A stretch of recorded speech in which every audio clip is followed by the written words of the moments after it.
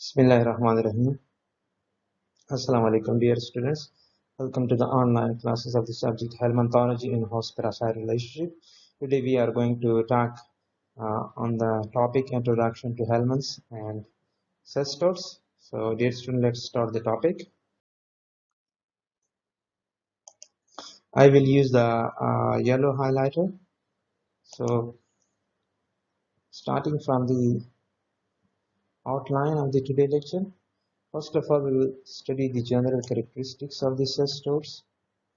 That will be followed by the morphology of the cestodes, and later we will also talk about the life cycle of the cestodes. So, general characteristics of the cestode. Helminths are elongated, flat or roundworm. They are eukaryotic, multicellular, and bilaterally symmetrical. They belong to two important phyla. Number one is phylum Platyhelminths, also called flatworms. Number second is phylum Nematohelminths.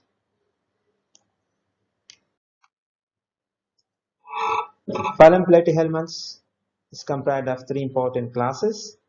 Class Cestodia, also called tapeworms. Class Trematoda, that includes flukes or digenins. Class Monogenia, that includes ectoparasite of the fishes, and they usually do not infect humans. Next is phylum Nematohelminths. So, morphology. Helminth exists in three important morphological forms. That includes adult form or the worm, larval form, and the third form is eggs. So, adult form of the phylum Platyhelminths, their shape is like a tape in case of cestodes, or they are leaf-like in case of trematode. They have a definite head and that is called suckers. They lack body cavity. Alimentary canal is absent in cestode but incompletely present in trematodes. They are monoecious or hermaphrodite. That means both the sexes are present in the same worm except in schistosoma.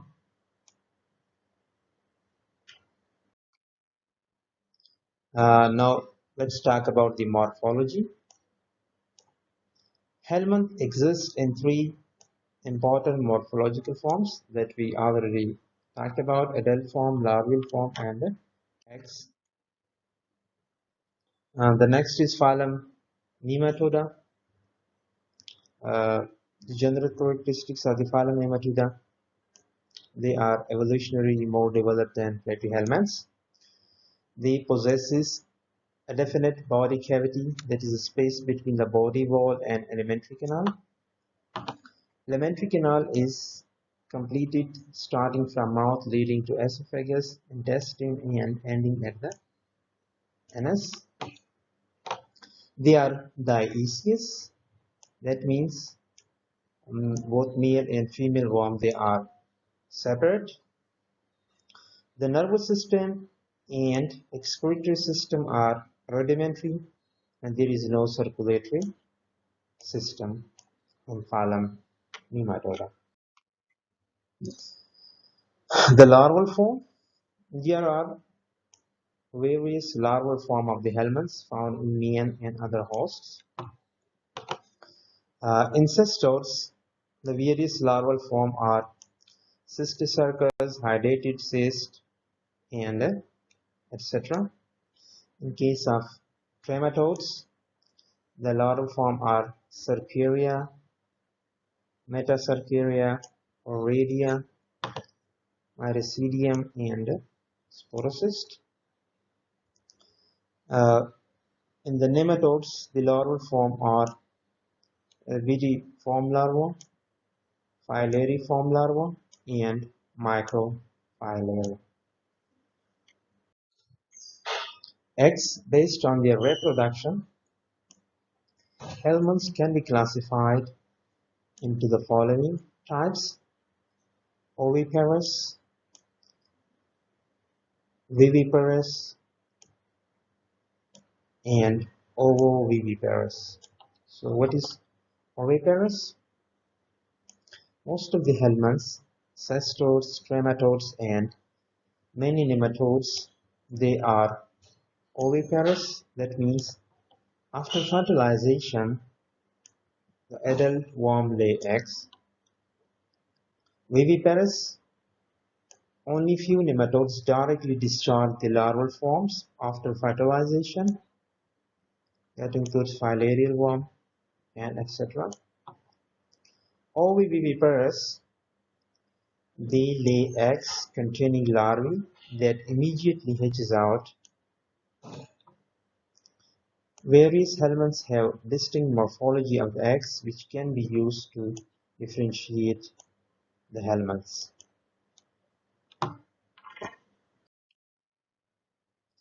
Now let's talk about the life cycle of the helminths. Life cycle of the helminths gets completed in one or more hosts.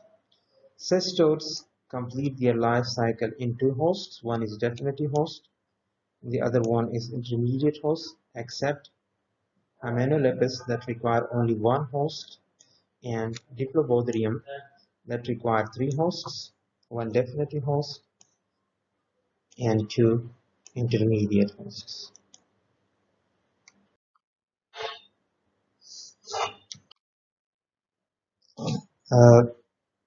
Now let's talk about the general characteristics of the cestodes. We will cover the classification of the cestodes and the morphology of the cestodes. Classification of the cestodes. Systematic classification. Cestodes belong to phylum Platyhelminths, class Cestodia, and subclass ZOO-Cestoda.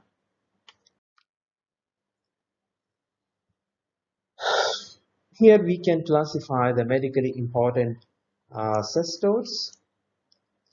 As we know that the cestodes, they belong to phylum Platyhelminths, class Cestodia, and subclass ZOO-Cestoda. So here in the table 10.1, you can see that medically important cestodes. Pseudophyllid family is Diplobodrium. Genus is Diplobodrium spirometra. Cyclophyllid, the family is Ctenidae. Genus is Taenia echinococcus. Hymenolipide, and genus is Hymenolipus.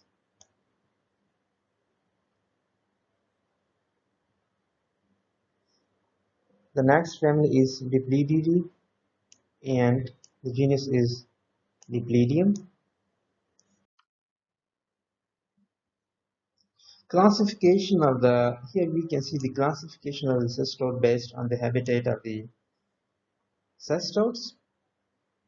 So the intestinal cestodes that include adult worm residing in the human intestine, they include Diplobodrium species, Taenia sodium and Taenia sigenata causing intestinal teniasis in humans, Hymenolipus species, and Dipledium species. So somatic are tissue cestodes that includes larvae that reside in the human muscles or organs. That includes the following: Taenia sodium causing cysticercosis, Taenia multiceps, echinococcus species, spirometra species.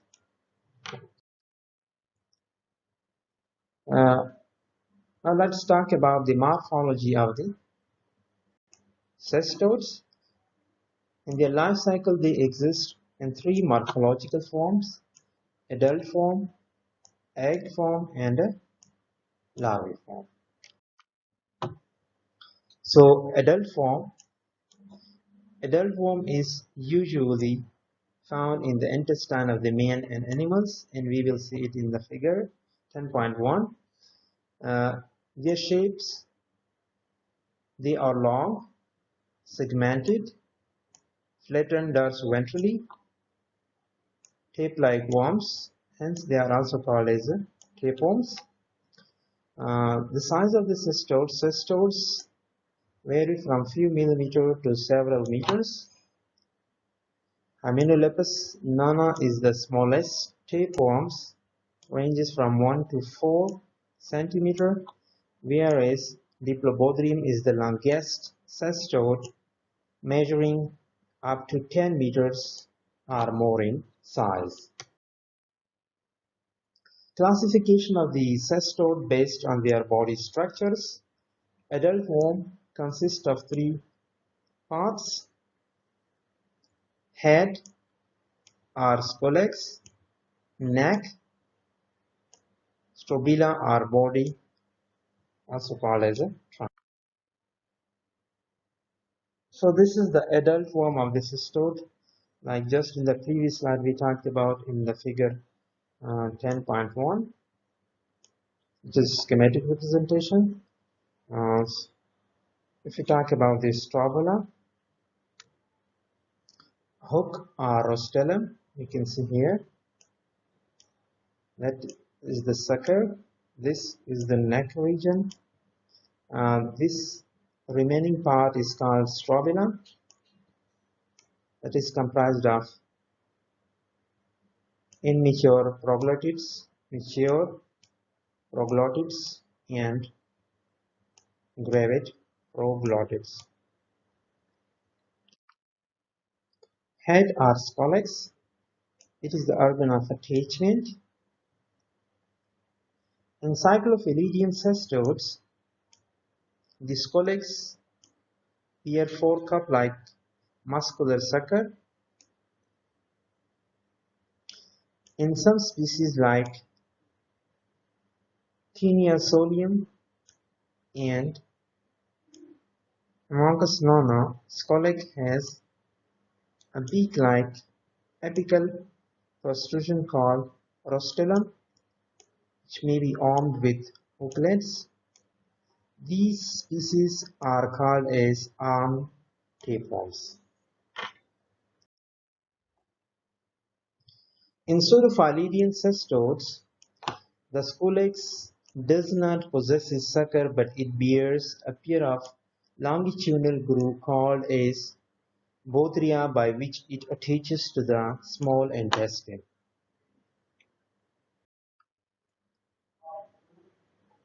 Neck, next part is the neck. Next to the head, the portion is called as neck, from which the segment proglottids arise. That portion is the strobila. This is the body or trunk of the cestode, which is surrounded by a body wall called as tegument. It consists of a number of segments or proglottids. The length of the tapeworm varies based on the number of these segments. Proglottid bear the reproductive organs, both male and female. There are 3 types of the proglottids: immature proglottids, mature proglottids, and gravid segments proglottid. Immature segments, male and female reproductive organ are not differentiated. In mature segments that contain male and female organs in the same segment, male organ appear first, then the female. If you look to the figure, that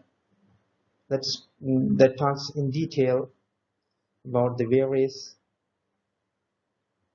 male and female organs in the mature segments.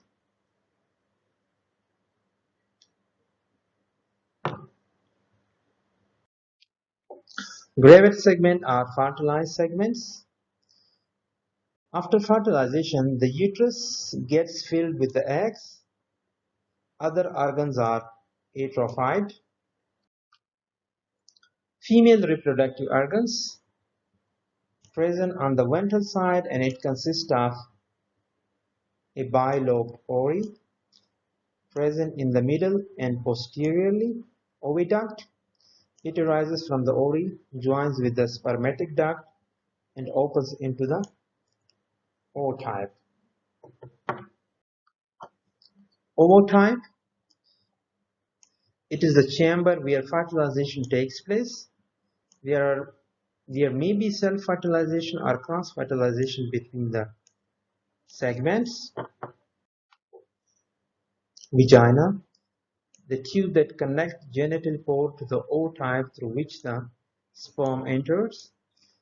It is the inner end, and it contains seminal receptacle for the storage of the sperm and spermatic duct. Uterus. That is a straight tube, arises from the ootype where the eggs are stored after the fertilization in the gravate female. Its end may be open in pseudophyllidians or closed as blind sac in cyclophyllidians. Retinal gland and Mealy's gland, they are present near to the ootype. They occur as a single mass in cyclophyllidians or scattered mass in case of pseudophyllidians.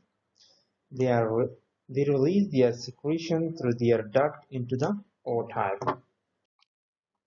Male genital organs, they are present on the dorsal side, and it consists of testes. They exist as a multiple follicles, except in hymenoliths, which are 3 in number. Sperm are released to the vasa differentia, which join together to form vas deferens. Vas deferens, it is convoluted tube, opens in the common genital pore.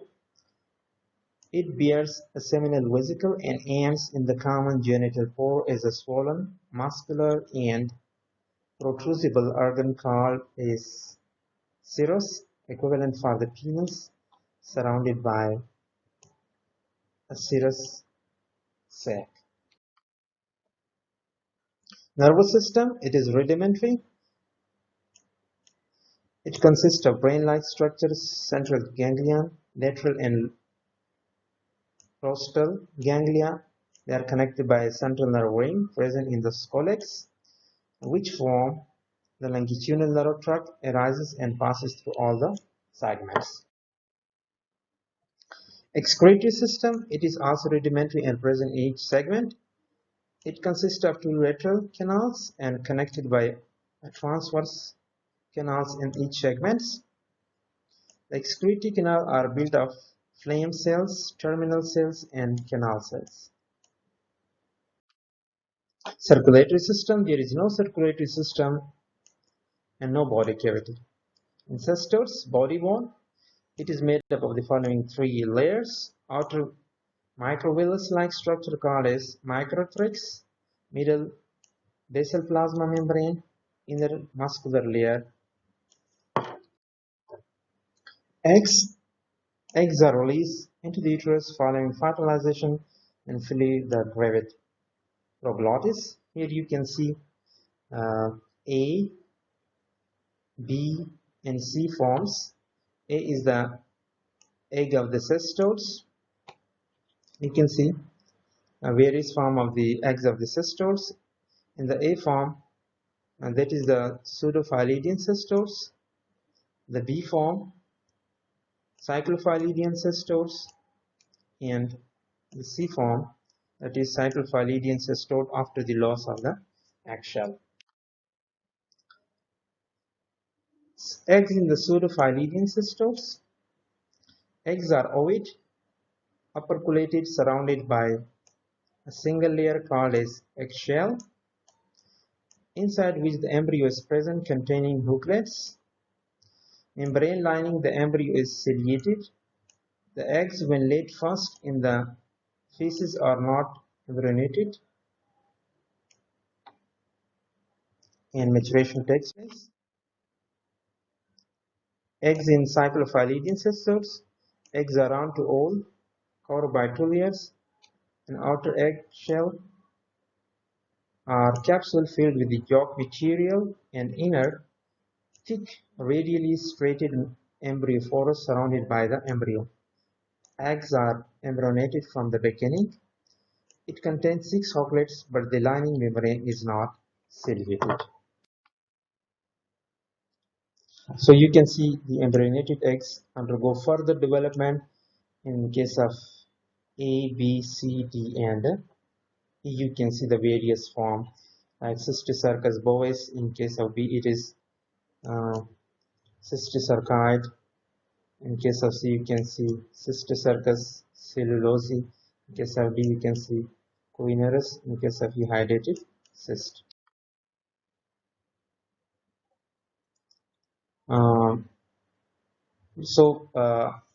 I want to end the today lecture at this slide.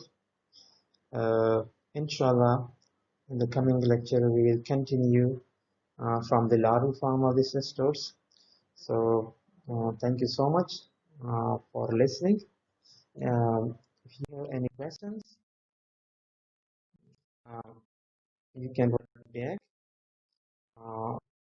You can also follow this lecture in the book Essential of Medical Parasitology. So that was all about the today lecture. Thank you so much.